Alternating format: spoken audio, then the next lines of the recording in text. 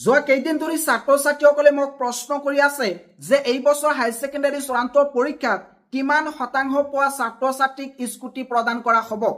প্ৰথমতে তোমালোকক জনাব বিচাৰিছো অসম চৰকাৰৰ যি ইতিমধ্যে বাজেট প্ৰকাশ পাইছে 2025 আৰু 26 বৰ্ষৰ বাবে সেই বাজেটত স্পষ্টকৈ উল্লেখ আছে যে এই বছৰ হাই সেকেন্ডাৰী চূড়ান্ত পৰীক্ষাত 80% নাইবা ততোধিক নম্বৰ প্ৰাপ্ত ছাত্ৰ ছাত্ৰীক এই স্কুটি প্ৰদান কৰা হ'ব।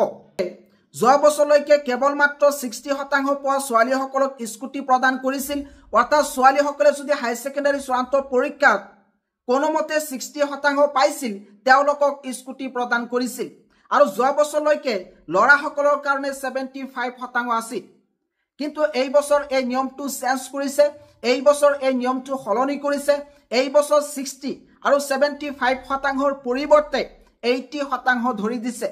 অৰ্থাৎ এই বছৰ তোমালোকে যদি হাই সেকেন্ডাৰী চূড়ান্ত পৰীক্ষাৰ বাবে স্কুটি লাভ কৰিব বিচৰা তেতিয়াহ'লে 80% নাইবা ততোধিক পাৰ্চেণ্ট পাব লাগিব, তেতিয়াহে তোমালোকে এই স্কুটি লাভ কৰিব পাৰিবা।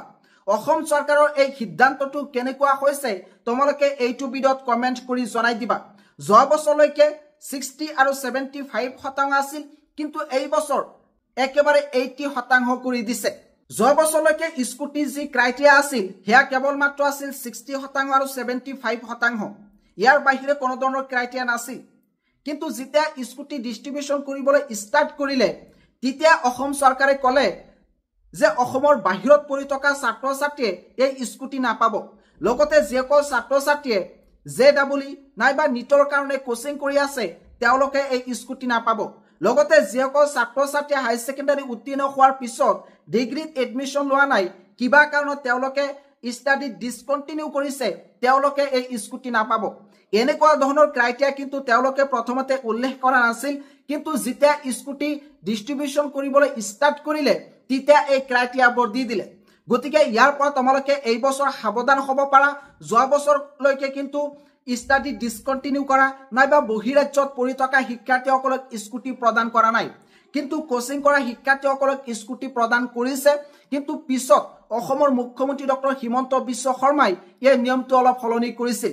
প্ৰথমতে মুখ্যমন্ত্ৰীগৰাকীয়ে কৈছিল যে যিসকল ছাত্ৰ ছাত্ৰীয়ে কোচিং কৰি আছে তেওঁলোকক স্কুটি দিয়া নহ'ব, কিন্তু পিছত তেখেতে কৈছে যে কোচিং কৰা শিক্ষাৰ্থীসকলক স্কুটি দিয়া হ'ব।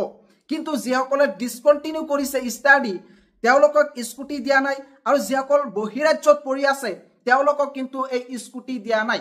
যদি তোমালোকৰ 80% নাইবা ততোধিক নম্বৰ আহিছে তেতিয়াহ'লে তোমালোকে বহিৰাজ্যত এডমিশ্যন নলবা, অসমৰ ভিতৰত পঢ়িবলৈ চেষ্টা কৰিবা। যদি তোমালোকে এই প্ৰজ্ঞান ভাৰতী স্কুটি স্কিমৰ আণ্ডাৰত যি ডক্টৰ বাণীকান্ত কাকতি এৱাৰ্ড প্ৰদান কৰা হয় এই এৱাৰ্ড যদি তোমালোকে নিব বিচৰা, আৰু যদি কোচিং কৰা তেতিয়াহ'লে JEE নাইবা নিটৰ কাৰণে কোচিং কৰিবা, কিন্তু লগতে অসমৰ যিকোনো কলেজ নাইবা ইউনিভাৰ্চিটিত এডমিশ্যন লৈ ল'বা, লগতে JEE নাইবা নিটৰ কাৰণে কোচিং কৰিবা। হঠাৎ তেওঁলোকে নিয়মটো চেঞ্জ কৰিব পাৰে, হঠাৎ তেওঁলোকে যদি কৈ দিয়ে যে নিট নাইবা JEE কাৰণে কোচিং কৰা শিক্ষাৰ্থীসকলক স্কুটি দিয়া নহ'ব, গতিকে তোমালোকে এই ৰিস্কৰ পৰা আঁতৰত থাকিবা আৰু তোমালোকে ষ্টাডি ডিসকণ্টিনিউ নকৰিবা। অসমৰ ভিতৰত যিকোনো কলেজ নাইবা ইউনিভাৰ্চিটিত এডমিশ্যন কৰি ল'বা, তাতে ষ্টাডি কৰিবলৈ চেষ্টা কৰিবা, তেতিয়াহে তোমালোকক এই স্কুটি প্ৰদান কৰা হ'ব।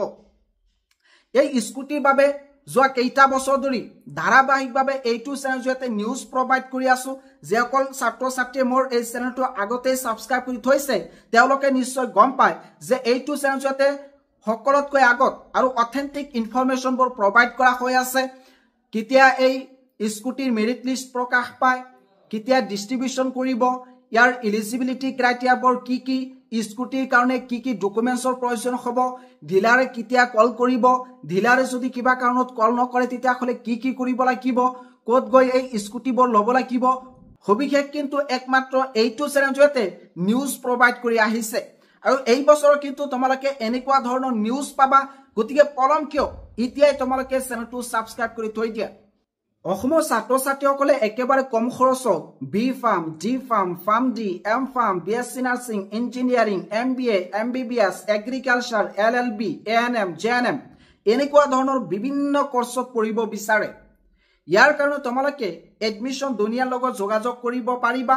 তেওঁলোকে সম্পূৰ্ণ ফ্ৰীত তোমালোকক এইবোৰত এডমিশ্যন ল'বলৈ গাইড কৰিব তেওঁলোকে ভাৰতবৰ্ষৰ বিভিন্ন ৰাজ্যৰ লগতে বহিৰাষ্ট্ৰত এডমিশ্যন প্ৰভাইড কৰে যদি তোমালোকে সঁচাকৈ হাই সেকেন্ডাৰী উত্তীৰ্ণ হোৱাৰ পিছত ভাল এটা কোৰ্সত এডমিশ্যন ল'ব বিচৰা আৰু সেই কোৰ্স কমপ্লিট কৰি ভাল এটা চাকৰি যাতে লাভ কৰিব পাৰা তাৰ বাবে একমাত্ৰ আগবাঢ়ি আহিছে এডমিশ্যন দুনিয়াই তোমালোকে ইতিয়াই এডমিশ্যন দুনিয়াৰ লগত যোগাযোগ কৰিব পাৰিবা ইতিমধ্যে তেওঁলোকে এডমিশ্যনৰ কাম ষ্টাৰ্ট কৰিছে গতিকে পলম কিয় ইতিয়াই তোমালোকে স্ক্ৰিনত দিয়া নম্বৰত যোগাযোগ কৰিব পাৰিবা ইয়াতে এডমিশ্যন ল'বলৈ হলে কোনো ধৰণৰ এন্ট্ৰেন্স এক্সাম দিব নালাগে ডাইৰেক্ট এডমিশ্যন হ'ব আৰু ইয়াতে কিন্তু লিমিটেড সিট এনেকুৱা নহয় যে আনলিমিটেড সিট তোমালোকে যেতিয়া আহিবা তেতিয়া তোমালোকৰ এডমিশ্যন হ'ব তেনেকুৱা নহয় ইয়াতে লিমিটেড সিট আছে আৰু ইয়াতে যদি তোমালোকে এডমিশ্যন লোৱা তেতিয়া হলে তোমালোকক স্কলাৰশ্বিপৰ কাৰণে তেওঁলোকে ব্যৱস্থা কৰি দিব লগতে তোমালোকৰ যদি এডুকেশ্যন লোন লাগে